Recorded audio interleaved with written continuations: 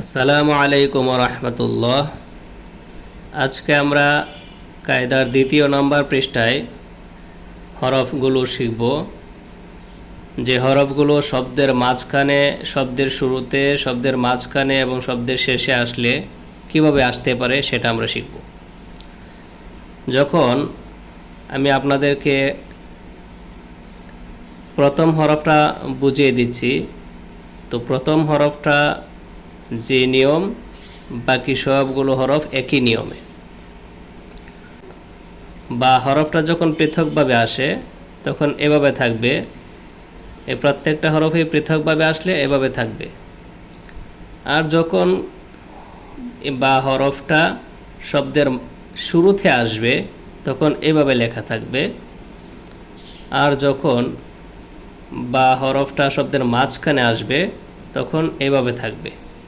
তো এভাবে প্রত্যেকটা হরফই, যেমন সা পৃথকভাবে আসলে এভাবে থাকবে, শব্দের শুরুতে আসলে এভাবে থাকবে, আর শব্দের মাঝখানে আসলে এভাবে থাকবে। তো আমরা এখন একটা একটা হরফ করে পড়ব। বা বা বা,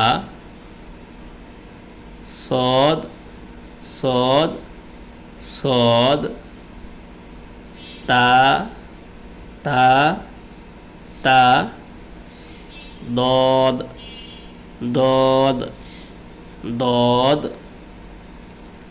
সা সা সা,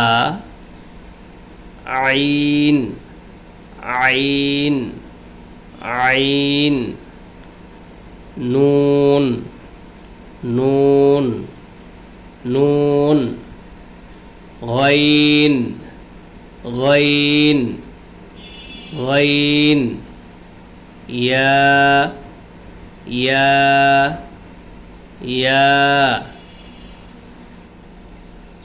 ফা ফা ফা, জিম জিম জিম, কফ কফ কফ, হা হা হা, কাফ কাফ কাফ, খ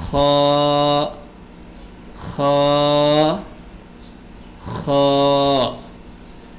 লাম লাম লাম, সিন সিন সিন, মিম মিম মিম, শিন শিন শিন, হা হা হা হা। এখানে চারভাবে হা আসে, এভাবেও লেখা থাকলে হা,